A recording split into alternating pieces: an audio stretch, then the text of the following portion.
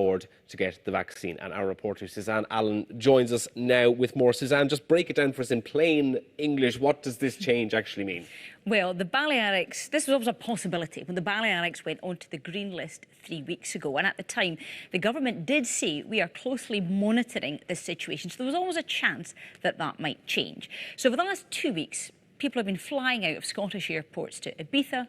However, if you are fully vaccinated, it just means that you have to have a COVID test, a PCR test, on day 2. Now, you saw earlier in Lisa's package, there's a lower uptake in vaccination amongst over 18s. So today we spoke to Professor Jason Leach, who said he hoped that this might act as an incentive for younger people to go and get jabbed.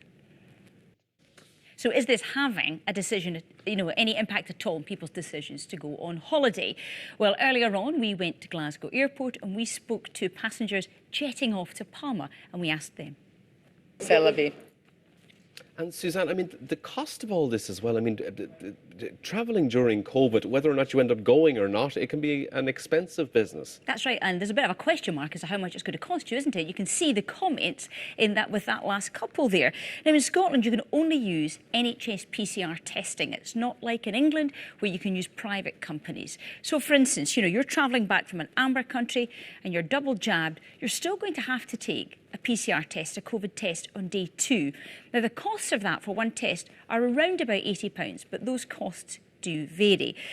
Now, the Scottish Government said last night it has always urged caution on international travel, and people should think very carefully about travelling abroad as situations can suddenly change. So I think, Nick, global travel remains complicated. It does. Well, thank you indeed for making it a bit plainer for us. Suzanne Allan, thank you.